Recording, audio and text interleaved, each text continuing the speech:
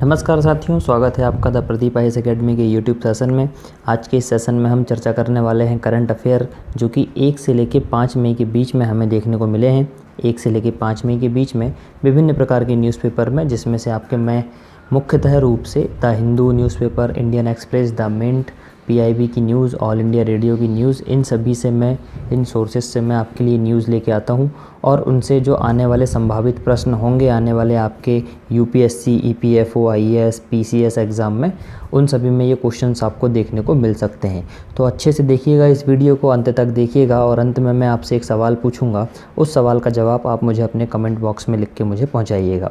सबसे पहले हम चर्चा करते हैं कल के दिए गए जो हमारा अभ्यास प्रश्न था, जिसे मैंने एक नया नाम दिया है आज फाइंड आंसर के नाम से। ये अभ्यास प्रश्न, अब अभ्यास प्रश्न रह के ये रहेगा आपका फाइंड आंसर।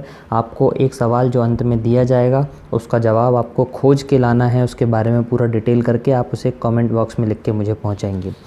कल का जो आपका फाइंड आंसर का जो क्वेश्चन था वो यही था कि संयुक्त राष्ट्र की स्थापना कब हुई थी। बहुत सारे बच्चों ने मुझे इसका सही जवाब भी कमेंट बॉक्स में लिख के पहुंचाया है। ऑप्शन आपको दिया था 22 अक्टूबर 1945, 24 अक्टूबर 1945, 1 जनवरी 1942, 26 जून 1945। देखते हैं इसके बारे में क्या चर्चा निकलती है। अगर बात करें हम संयुक्त राष्ट्र के बारे में, इसकी डिटेल अगर हम टॉपिक का एनालिसिस करें तो द्वितीय विश्व युद्ध के बाद हुई याल्टा बैठक, एक याल्टा बैठक हुई थी। ये याल्टा बैठक हुई थी आपकी द्वितीय विश्व युद्ध के बाद।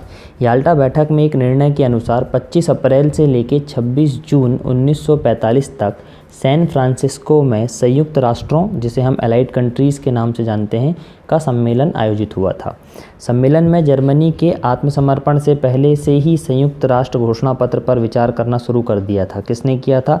जब सम्मेलन में जर्मनी ने अपना क्या किया था, आत्मसमर्पण करना स्टार्ट कर दिया था, तो संयुक्त राष्ट्र ने अपने घोषणा पत्र में विचार करना शुरुआत कर दिया था। जापान के आत्मसमर्पण के पहले, जब जापान ने आत्मसमर्पण किया उसके पहले 26 जून को 51 देशों में, जिसमें से भारत भी आपका शामिल था, एक घोषणा पत्र पे इन सभी ने क्या किया, हस्ताक्षर किया। यह घोषणा पत्र 24 अक्टूबर 1945 से प्रभावी हुआ और इसे ही संयुक्त राष्ट्र की स्थापना दिवस के रूप में जाना जाता है। मतलब 24 अक्टूबर 1945 को क्या हुआ था, यूएन की स्थापना हुई थी और ये द्वितीय विश्व युद्ध के बाद इसकी स्थापना हुई थी। इसे आपको ध्यान रखना है। इसके साथ ही साथ संयुक्त राष्ट्र संघ, यूनाइटेड नेशंस, जिसे हम यूएन भी कहते हैं, के 6 अंग होते हैं। एक होता है महासभा, आर्थिक एवं सामाजिक परिषद, अंतर्राष्ट्रीय न्यायालय, सचिवालय और विशिष्ट एजेंसियां। ऐसी इसके 6 अंग होते हैं किसके, संयुक्त राष्ट्र के। इसके अलावा अगर हम बात करें वर्तमान में इसके जो कुल सदस्यों की संख्या है वो 193 इसके कुल सदस्य हैं। इसका जो महासचिव है, जो हेड हैं इसके महासचिव के रूप में, जो पुर्तगाल के एंटोनियो गुटेरस जो हैं, यहाँ अभी हाल ही में क्या हैं, इसके महासचिव हैं। इसे आपको ध्यान रखना है।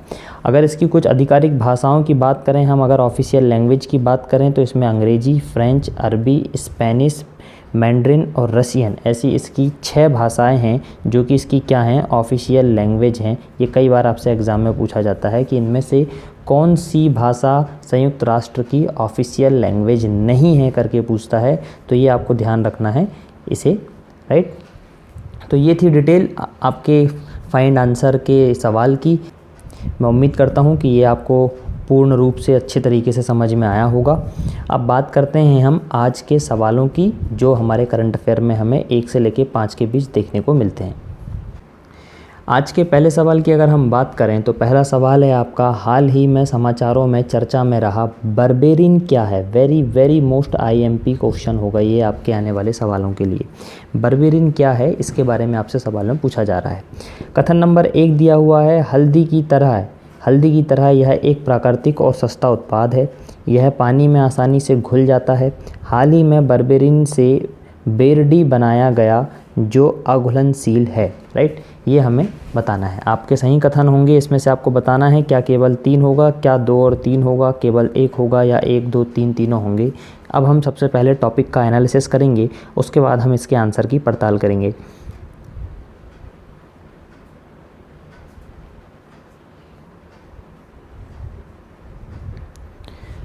टॉपिक एनालिसिस करने के बाद देखते हैं कि भारत सरकार के विज्ञान एवं प्रौद्योगिकी विभाग के अधीनस्थ स्वायत्त संस्थान जवाहरलाल नेहरू उन्नत वैज्ञानिक अनुसंधान केंद्र, जिसे JNCAR भी कहा जाता है, JNCASR के नाम से भी जाना जाता है, के वैज्ञानिकों ने अभी हाल ही में क्या किया है, बर्बेरिन की संरचना को बेरडी में बदल दिया है। क्या किया है, पहले जो बर्बेरिन था इसे इन्होंने क्या किया है, बेरडी में कन्वर्ट कर दिया है। किस में कन्वर्ट कर दिया है, बेरडी में इसे कन्वर्ट कर दिया है। इसके अलावा इन्होंने क्या किया है, ताकि इसका उपयोग अल्जाइमर के अवरोधक के रूप में किया जा सके। इसका उपयोग इन्होंने इसलिए किया है, ये बेरडी इसलिए बनाया है ताकि जो अल्जाइमर होता है, अल्जाइमर का उपयोग अल्जाइमर के प्रतिरोध के रूप में क्या हो जाएगा, इसका उपयोग हो जाएगा, इसलिए इसे बेरडी के रूप में कन्वर्ट किया गया है। राइट। अगला कथन देखते हैं, हल्दी की तरह बर्बेरिन एक प्राकृतिक और सस्ता उत्पाद है जो आसानी से बाज़ार में मिल जाता है। मतलब ये बहुत ज़्यादा महंगा पदार्थ नहीं है और बहुत ज़्यादा टिपिकल नहीं है, ये आसानी से आपको मार्केट में मिल जाएगा एक बात, और ये हल्दी की तरह होता है, हल्दी की जो गठानें होती हैं उसके प्रकार का ये एक प्रोडक्ट होता है। बर्बेरिन आसानी से नहीं घुलता है। याद रखें, बर्बेरिन जो होता है वो घुलनशील नहीं है, आसानी से नहीं घुलता है। बहुत मशक्क़त के बाद उसमें कुछ ना कुछ रिएक्शन कराना पड़ता है, तब जाके उसमें कोई घुलनशील तत्व आता है, तब वो घुलता है। परंतु फिर भी अगर हम तथ्यों पे बात करें तो बर्बेरिन जो है आसानी से नहीं घुलता है और कोशिकाओं के लिए विषाक्त है। ये क्या है, कोशिकाओं के लिए विषाक्त है। बर्बेरिन में 4 फेनोलिक हाइड्रॉक्सिल समूह होते हैं जो मिथाइल युक्त होते हैं, इसलिए पानी में अघुलनशील होता है। मैंने आपको बताया कि ये पानी में अघुलनशील है, और क्यों है ये आपको पता चल गया होगा कि इसमें 4 कुछ क्या पाए जाते हैं, फेनोलिक हाइड्रॉक्सिलिक समूह पाए जाते हैं, जिनमें से आपको ये क्या होते हैं, मिथाइल युक्त होते हैं, इसलिए ये पानी में घुलनशील नहीं होता है। इसके अलावा अगर हम कुछ और कारणों की अगर हम बात करें तो इसके यही अघुलनशील होने का जो कारण है, यही कारण से क्या किया है, वैज्ञानिकों ने बर्बेरिन को बेरडी में संशोधित कर दिया है या उसे परिवर्तित कर दिया, जो एक घुलनशील जलीय ऑक्सीकरण रोधी पदार्थ बन गया है। मतलब जो बर्बेरिन था पहले वो क्या था, घुलनशील नहीं था, पहले वो क्या था, घुलनशील नहीं था। अब जो बेरडी बन गया है, बेरडी जो बन गया है, ये आपका क्या हो जाएगा, घुलनशील हो जाएगा। राइट, ये आपको ध्यान रखना है, ये क्या हो जाएगा आपका, घुलनशील हो गया। जबकि इसके पहले जो पदार्थ था, इसके पहले जो तत्व था बर्बेरिन, ये आपका अघुलनशील था। ये दोनों में बहुत फ़र्क है, इसे आपको ध्यान रखना है। बर्बेरिन अघुलनशील था, परंतु उसे कन्वर्ट करके जब बेरडी बनाया गया तो बेरडी क्या हो गया, आपका घुलनशील हो गया। राइट, आगे देखते हैं। बेरडी जो है अल्जाइमर रोग में होने वाली एमिलाइड विषाक्तता का प्रतिरोध करता है। अल्जाइमर एक प्रकार की बीमारी होती है, आपको इसके बारे में थोड़ा सा मैं आगे भी बताऊंगा। इसमें एक विषाक्तता होती है जिसे क्या कहा जाता है, एमिलाइड कहा जाता है। उसको रोकने के लिए, उसको ख़त्म करने के लिए बेरडी का इस्तेमाल आगे होगा। अल्जाइमर के उपचार में बेरडी एक अच्छी दवा हो सकती है। जैसा कि हमने बताया कि बेरडी को बनाया ही इसलिए गया है ताकि अल्जाइमर का उपचार हो सके।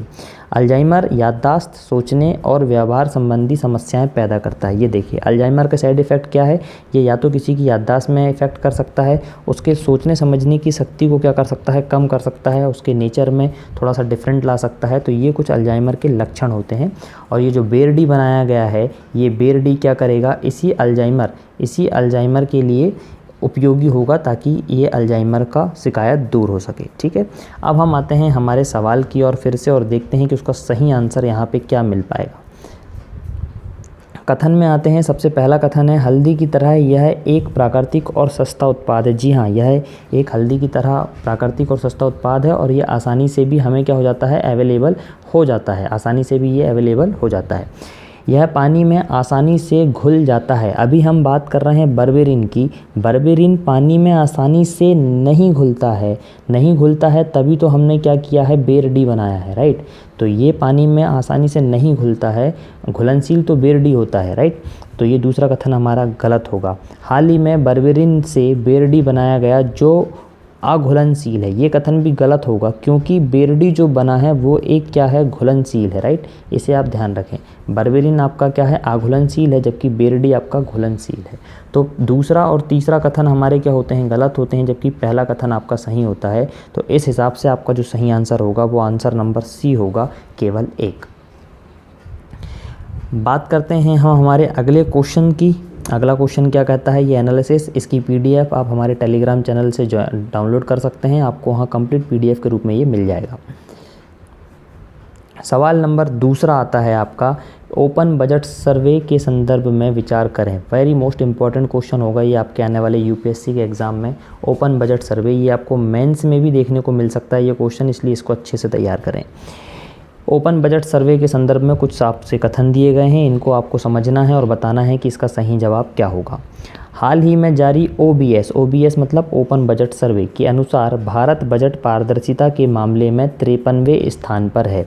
यह सर्वेक्षण अंतर्राष्ट्रीय बजट भागीदारी IBP, अंतर्राष्ट्रीय बजट भागीदारी, इसे इंग्लिश में क्या कहा जाता है, इंटरनेशनल बजट पार्टनरशिप द्वारा किया जाता है। मतलब इसका सर्वेक्षण जो कौन करता है, IBP करता है।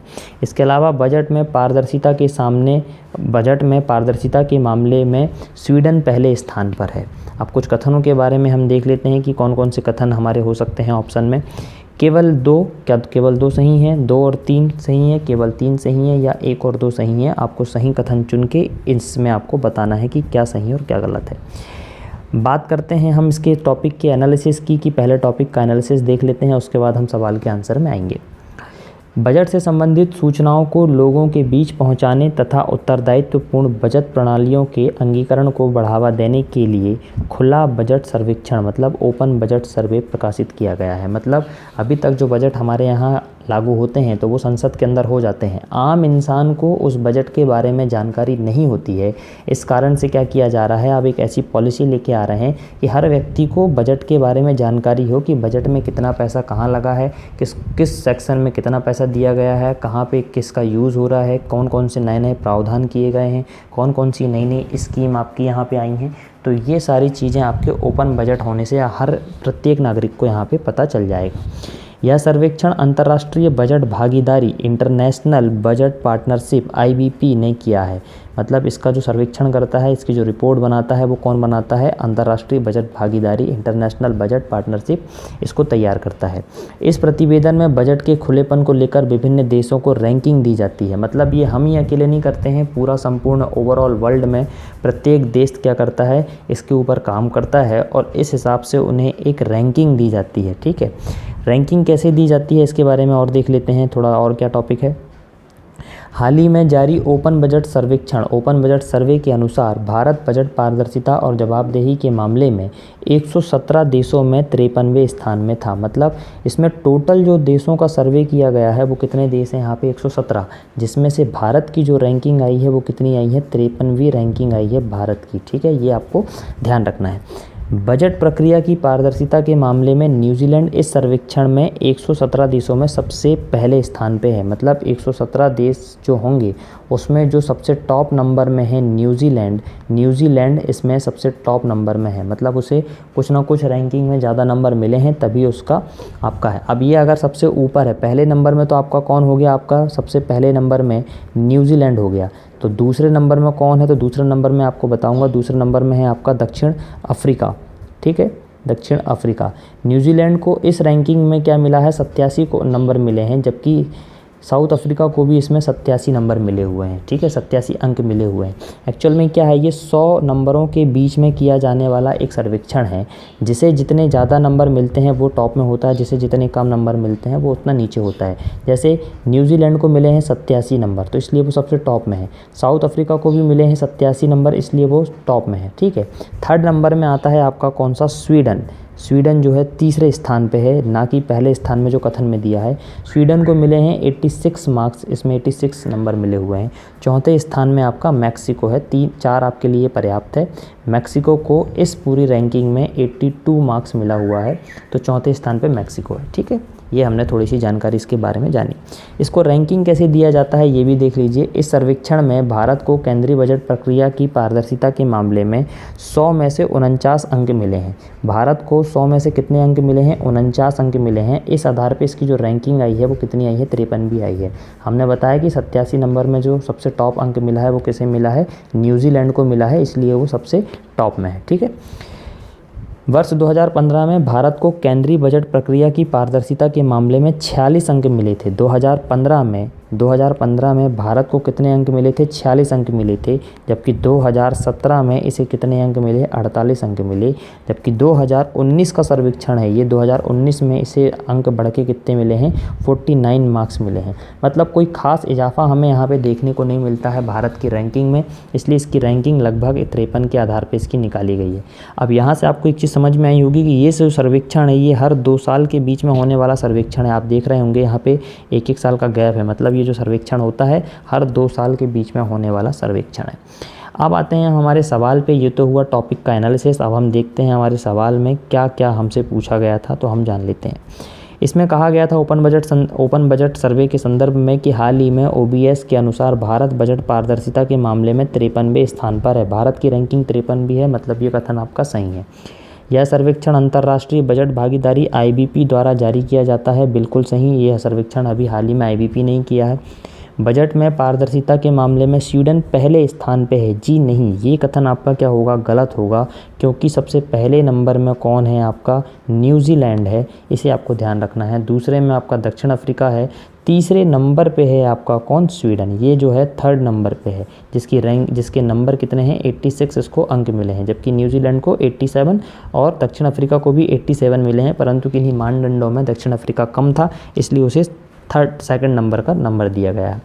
इस हिसाब से अगर हम देखें तो हमारा कथन कौन सा सही होगा? ये हमारा पहला कथन सही है, दूसरा कथन सही है, परंतु तीसरा हमारा गलत है। इस हिसाब से पहला और दूसरा, 1 और 2 हमारा सही कथन होगा, सही आंसर होगा। ठीक है, पढ़ते हैं हम हमारे अगले सवाल की ओर। अगला सवाल क्या कहता है, इसकी मैं आपको फिर से रिपीट कर रहा हूँ। इसकी आप जो PDF है टेलीग्राम से ज्वाइन कर सकते हैं, डाउनलोड कर सकते हैं। वहाँ पे आपको ये कंप्लीट PDF मिल जाएगी। डिस्क्रिप्शन में आपको टेलीग्राम का लिंक मिल जाएगा। क्वेश्चन नंबर 3 की बात करते हैं।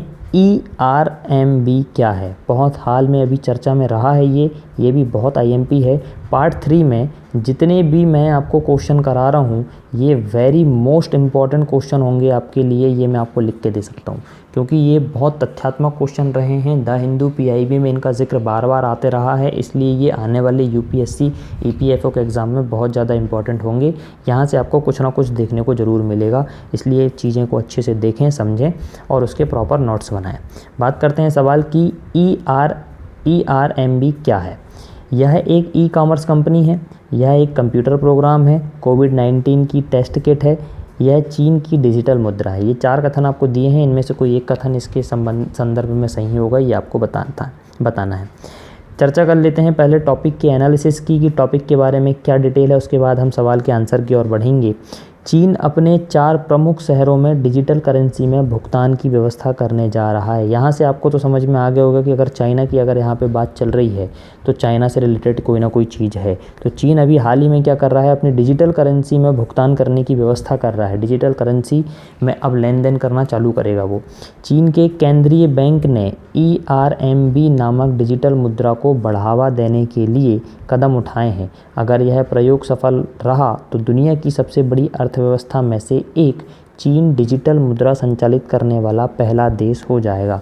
आपने क्या समझा यहाँ से कि चाइना की जो केंद्रीय बैंक है इस डिजिटल मुद्रा को मार्केट में लेके आ रही है ताकि क्या हो, अब लेन देन डिजिटल मुद्रा में हो।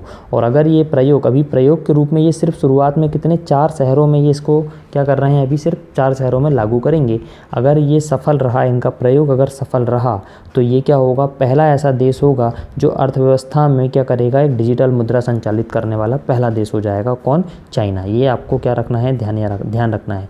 चाइना से अभी कोविड-19 नाम का वायरस भी निकल के आया है, तो आपको ये ध्यान रखना है, ये बहुत मुद्दे में है चाइना। तो चाइना से संबंधित जितनी भी न्यूज़ आती है उसको तो आप घोंट के पी सकते हैं। ठीक, बात करते हैं कुछ और की। तो बैंक खाते में रखे अपने पैसे को लोग डिजिटल मुद्रा में बदल सकेंगे और इलेक्ट्रॉनिक बटुओं के माध्यम से जमा भी कर सकेंगे। मतलब अभी आप बैंक में क्या करते थे, कैश अमाउंट आप वहाँ पे जमा करते थे, ठीक है, आप पैसे के रूप में ATM से क्या निकालते थे, नोट निकालते थे। परंतु अब ये होगा कि जैसे आपने पेटीएम का वॉलेट देखा होगा, पेटीएम में आपका क्या होता है, एक वॉलेट होता है, उस वॉलेट में आपके 100 रुपये होते हैं। आपको किसी को पैसे देने की भी ज़रूरत नहीं पड़ती है, कैश भी नहीं देना पड़ता है। आप क्या करते हैं, वॉलेट से वॉलेट आप क्या करते हैं, पैसे का ट्रांसफ़र कर देते हैं। तो ये जो वॉलेट कहलाता है ये आपका डिजिटल वॉलेट कहलाता है।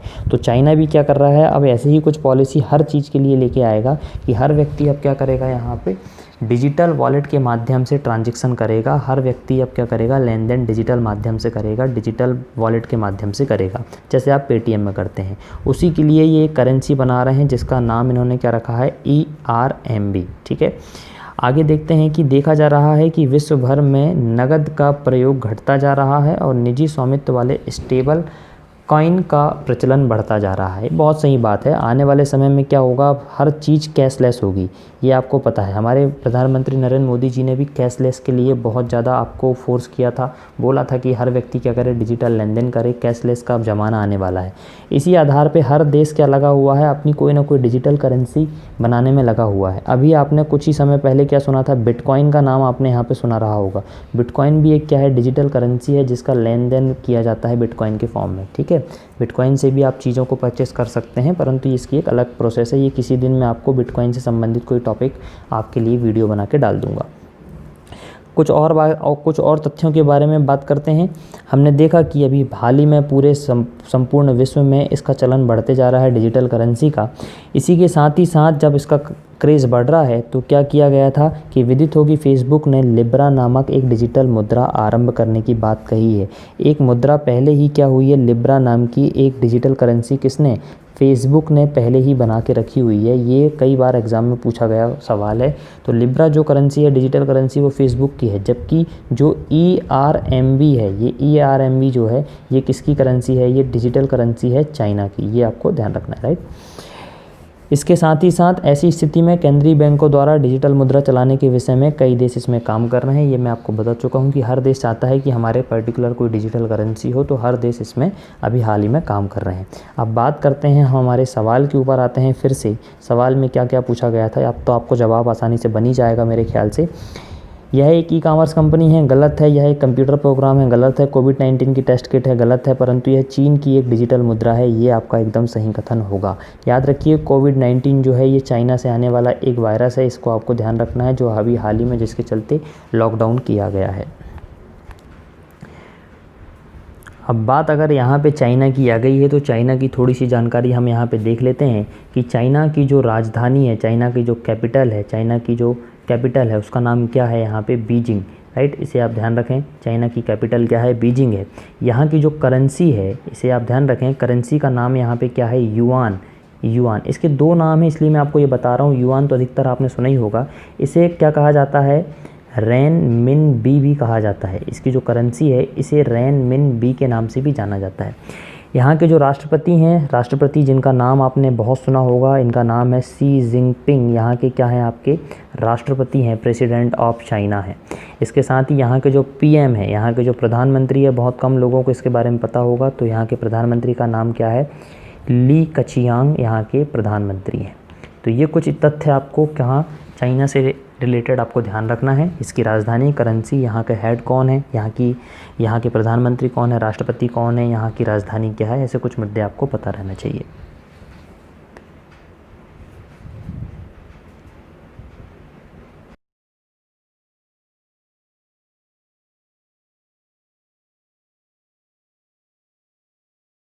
बढ़ते हैं हम हमारे अगले सवाल की ओर।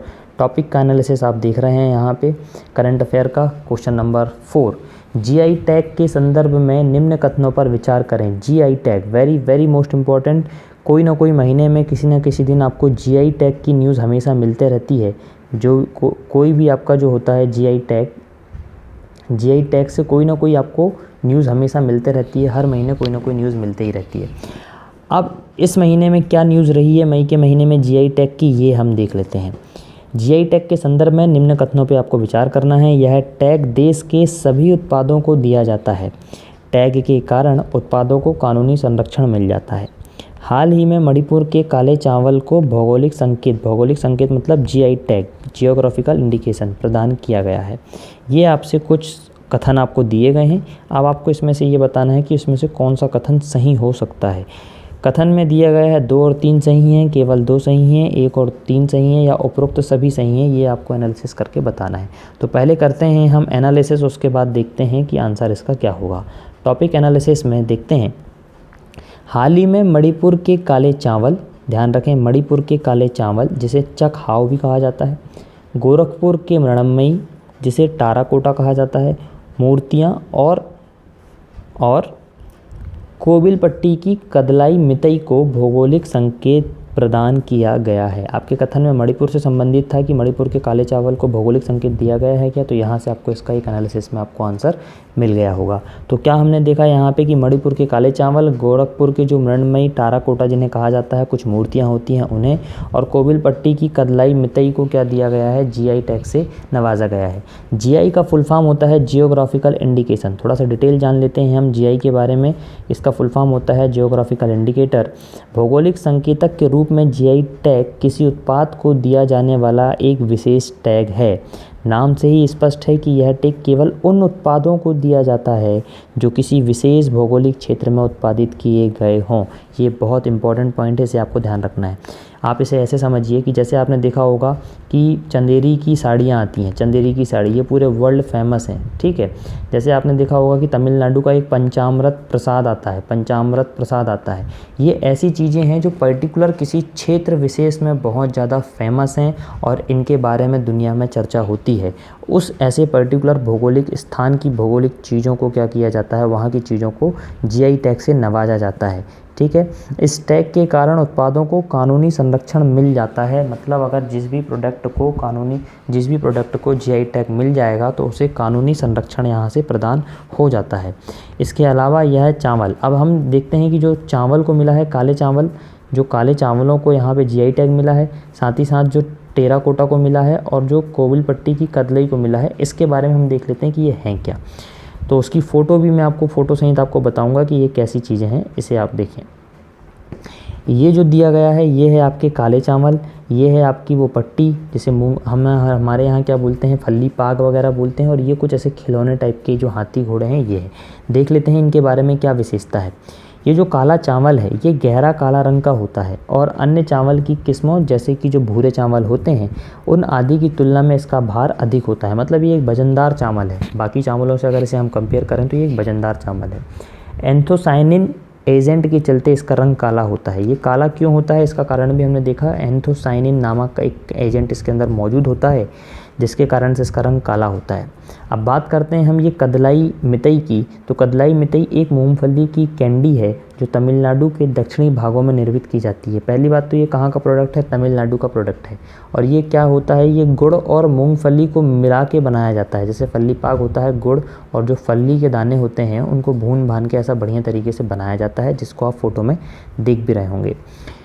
इसके लिए विशेष रूप से थामी बरानी नदी का पानी उपयोग किया जाता है। ऐसी मान्यता है कि जो थामी बरानी नदी है तमिलनाडु में पश्चिमी घाट में बहने वाली एक नदी है ये, इस नदी का पानी बड़ा मीठा होता है। पानी इसका क्या होता है, थोड़ा मीठा जैसा होता है, तो इसलिए इसका पानी को इसमें यूज़ किया जाता है और इसी कारण से ये उस क्षेत्र में बनाने वाली एक प्रोडक्ट है। तो पर्टिकुलर जो पानी इसमें यूज़ किया जाता है वो कौन सी नदी का किया जाता है, थामी बरानी नदी का पानी इसमें यूज़ किया जाता है। थामी बरानी नदी जो है पश्चिमी घाट से निकलती है और मुन्नार की खाड़ी में बहती है। यह तमिलनाडु की एक 12 मासी नदी है, मतलब 12 महीने बहने वाली ये नदी है, ठीक है। अब बात करते हैं हम ये गोरखपुर के टेराकोटा की जो हाथी घोड़े के रूप में आप देख रहे हैं, ये एक प्रकार के क्या हैं, खिलौने हैं। गोरखपुर का टेराकोटा सदियों पुराना है। शहर के कुम्हार हाथी घोड़े जैसे जानवरों की आकृतियाँ बनाते हैं। ये खिलौने होते हैं जिन्हें कुम्हार बनाते हैं, जैसा मटका बनाते हैं ऐसे वो खिलौने बनाते हैं जिसमें घोड़े, हाथी, कई प्रकार के जानवरों की ये आकृतियाँ बनाते हैं। तो ऐसे कुछ खिलौने ये लोग बनाते हैं जिन्हें अभी हाल ही में क्या दिया गया है, जीआई टैग दिया गया है। अब देख लेते हैं हम हमारे सवाल की ओर। हमने एनालिसिस देखा, सवाल की ओर आके देखते हैं जीआई टैग के संदर्भ में कौन कौन सी बातें हैं। कि यह टैग देश के सभी उत्पादों को दिया जाता है क्या, बिल्कुल गलत बात है। ये सभी को नहीं दिया जा सकता। ये पर्टिकुलर किसी विशेष स्थान जहाँ पे कोई ऐसा पर्टिकुलर एक प्रोडक्ट है, कोई वहाँ का उत्पाद है जो वहाँ की भौगोलिक विशेषताओं के कारण से फेमस है। जैसे कि हमने अभी देखा कि जो वहाँ की थाराबरानी नदी के पानी को मिला के जो बनाया जाता है फल्ली पाक, वो इसलिए फेमस है, वहाँ की भौगोलिक स्थिति के कारण वहाँ से वो फेमस है। तो हर प्रोडक्ट को ये जीआई टैग नहीं दिया जाता है, कुछ एक को दिया जाता है। टैग के कारण उत्पादों को कानूनी संरक्षण मिल जाता है, बिल्कुल सही कथन है। हाल ही में मणिपुर के काले चावल को भौगोलिक संकेतक प्रदान किया गया है, ये भी सही कथन है। मतलब कथन नंबर 2, कथन नंबर 3 हमारे सही हैं, जबकि पहला कथन आपका यहाँ पे क्या है, गलत है। तो इस हिसाब से आपका जो सही आंसर होगा वो ऑप्शन नंबर ए, 2 और 3 आपके सही कथन होंगे।